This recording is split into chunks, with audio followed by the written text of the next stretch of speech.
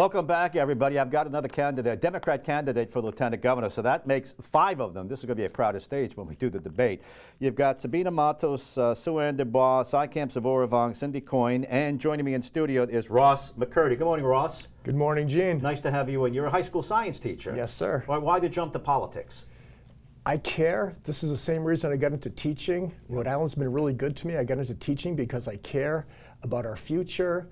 How can we make a better future? And teaching is one of the ways, and I think running for lieutenant governor is another one. All right, why not run for state rep or state senator or council or something like that? Why jump to what is theoretically the number 2 post? I like the state rep and state senator that I have right now, so I have no desire to run against them. That's not a bad answer, I have to say. Usually some people, well, you know, they give us an answer. So you like the people in there, so you say, well, lieutenant governor's open? Yeah. Now, you know, some would say it's a position with no real responsibility. Everything is advisory. There's nothing really to do but sit around and wait in case anything happens to the governor. Do you buy into that explanation? In fact, remember Cool Moose? He wanted to get rid of it altogether. Bob Healy was an inspiration for me. Yep.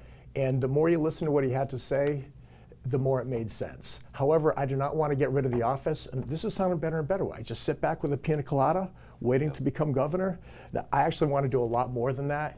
In teaching, I've consistently gone above and beyond what I need to do. I'm tasked with teaching 5 science classes at Pawtucket High School.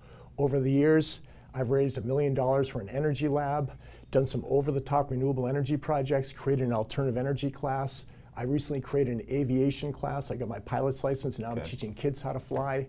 So I really like doing more than is necessary. You sound like you'd make a great commissioner of education. That would be an interesting job. But let's just go back to Bob Healy. You said he's a hero of yours. Bob Healy, the Cool Moose, wanted to get rid of it.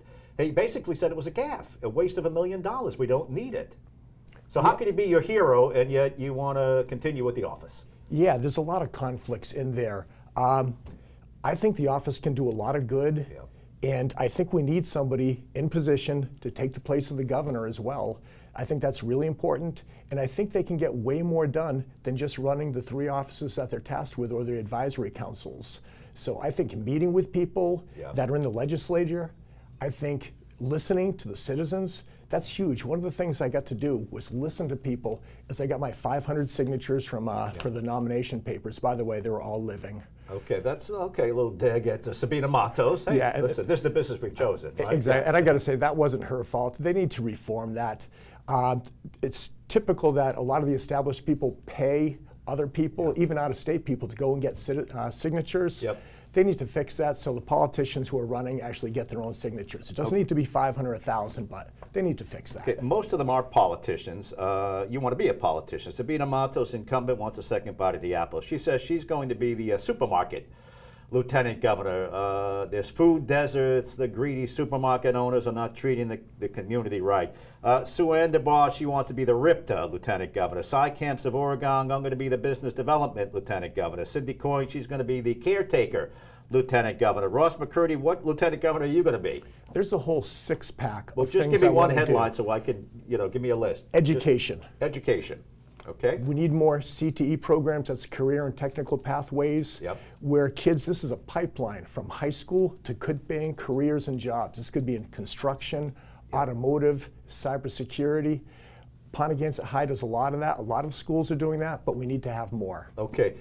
Just looking at your background, you've run before as an independent. Yes. And some of your ideas are moderate, maybe some might say a little right of center, some of them.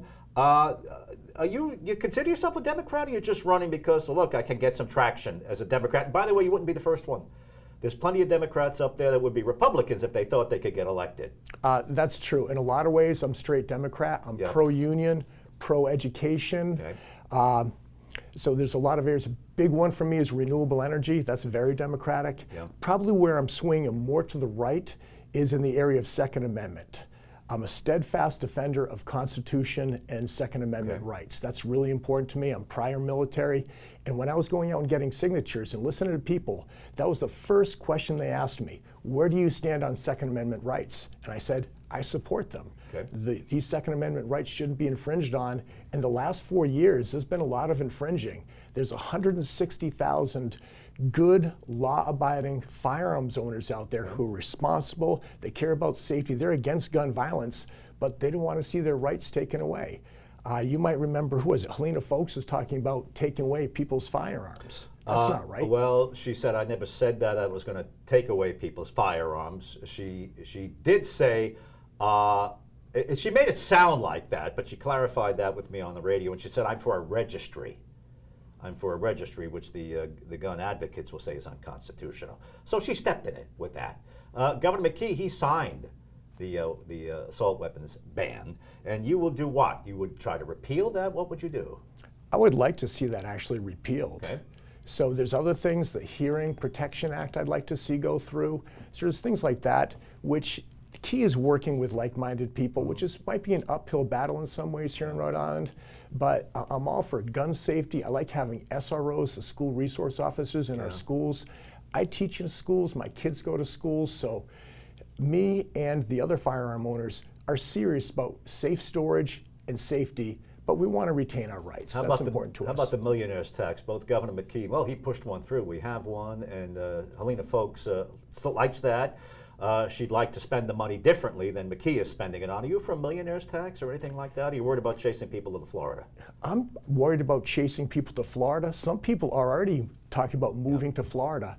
Senior citizens, retirees are talking about moving to Florida because of affordability here. Right. One of the things I want to do, stop taxing Social Security. 42 states don't tax Social Security. We shouldn't either. All right. You spoke about guns. Are you a gun owner yourself? Yes. Okay. And homeowner? Homeowner, yes. So you pay taxes. You also have a family? Yes, I've got 4 kids and a wife. Nice. 2 of them are in college. You're a Democrat now. That means you take whatever comes with the Democrats, including the far left, the socialists who are sucking the oxygen out of the debate. Do you renounce socialism? I love that question. No, I'm not going to renounce socialism. We already have some socialism things already in place. Name one. Okay, that's easy. School lunches. School lunches, some kids get... Not for everybody. Not for everybody, but for the kids who need them. Right. We can't have kids being hungry in school. That's an aspect of socialism. Medicare, Medicaid, SNAP programs, minimum wage, all these things are parts of socialism. Aren't those things just annuities and insurance that the taxpayer has paid into, and no more socialist than the social chair with a high school senior prom is? Not necessarily. It starts to get gray and get a little bit blurry. And that was another area, as I'm talking to people around the state, that the big concerns, Second Amendment, I talked to people about, electrical costs, so electricity prices, and the other one was socialism. People are really concerned about that. The far left and extremes of the DSA want to defund police, defund the military, and close the prisons. That sounds like a recipe for disaster. So you renounce then the DSA? The extremes of the DSA, definitely. Okay. Yeah. All right. Well, listen, you're an interesting guy. You're a high school science teacher. Smithfield, 6 years military, family. You just laid out your basics. Good luck to you. You're one of 5 now. One of 5. And the people in Rhode Island are really fortunate because a lot of times you get not enough candidates and a bunch of candidates you don't like. We've got 5 solid candidates. And I think if people research me, take a look at the projects, the things I've been able to do, we can all push paper. I've been able to do more consistently. I'm going to be right in the middle of the lieutenant governor ballot, so I hope to be worthy of people's vote. We'll see you at the debate. Thanks for coming in. Thanks for having me, Gene.